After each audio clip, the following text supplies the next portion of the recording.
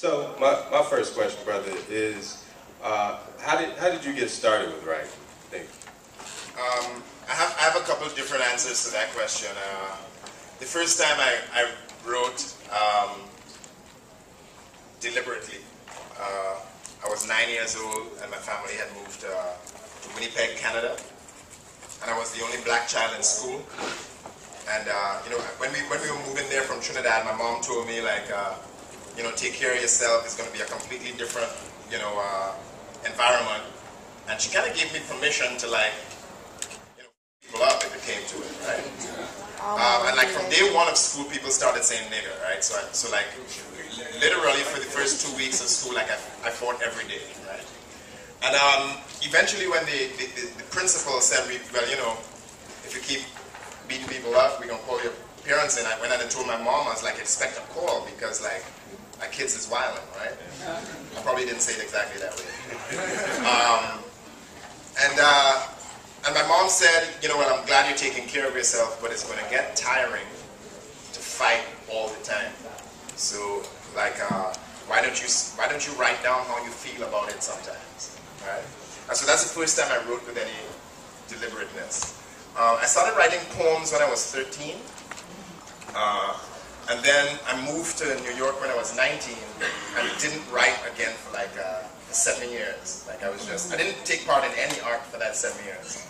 And then a friend, I started college late, and a friend took me to a reading, and I kind of like snapped it on, like immediately snapped it on, like late 94. So from then till now, I've just been writing consistently. Now, we obviously hear a lot of, you know, the element of race in and culture inside of your pieces. How has that influenced, you know, your writing style, the way you present, you know, those ideas to people? Well, I think in a number of ways, right? Like the idea of voice is connected to who you are, right?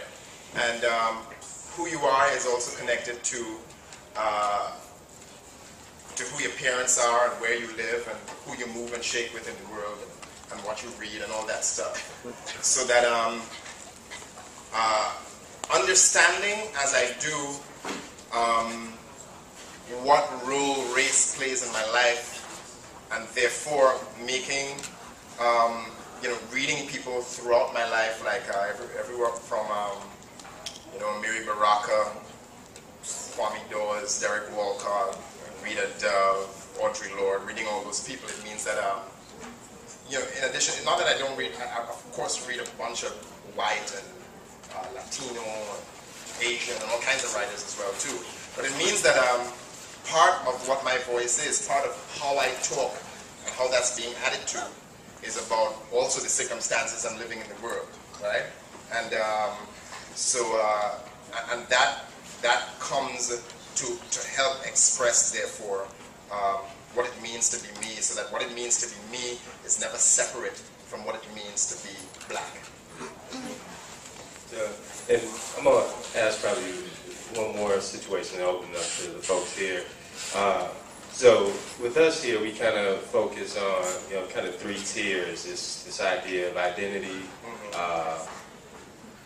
method, identity, purpose, and method. And I think, you know, we hear the identity, and definitely there's a sense of purpose. I want to talk about kind of your method, how you approach not only the writing, but the performance aspect. So as a lot of these folks go into Louder Than Bomb, they're thinking, you know, some of them are thinking points, points, points, I got to score well with the judges. How, you know, with you, how does method really, you know, play a part in your work? You know, my latest project of who I am as a writer is about how the poem exists everywhere at once. The poem on the page is not a separate entity from the poem in performance, right? I think it's all about voice, right? And voice is on one level, literally, how you talk, right? And the way that translates into the idea of literary voice is that what I've discovered, at least for myself, and I think that this is going to be true for most people, in the poems, wherever I find that I am in performance talking more like myself, it completes a cycle where I push myself more in my work to write like I talk, and therefore I make more true choices for the things that I would say. It doesn't mean that you're only writing one way all the time, because we all have an amalgam of voices that makes up our voice, right? Like we speak completely differently when we're talking to the police, from when we're talking to our friends, from when we're talking to our parents, from when we at a job interview, right? And all those voices are brought to bear in your poetic voice, right? If you're making the correct choices, therefore, in the composition of the poem, when you take that to performance, how that work manifests in the body is also going to be the correct choice, right? And therefore it's going to be less about, and I mean, of course there are basic mechanics, right? You want to make sure you're throwing your voice, you want to make sure you're making eye contact with your audience, you want to make sure you're not doing the same thing all the time and like really distracting, you know, all the things that your slam coaches have probably told you over the years. And so therefore, if I am letting go like that for every performance, if I'm not trying to dictate at every moment where the performance is going, just like you should never start writing a poem trying to decide how the poem will end, right? Then you will find out a greater truth than you thought you were in pursuit of when you began.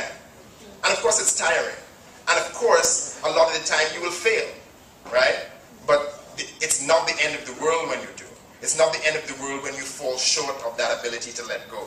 It just makes you freer.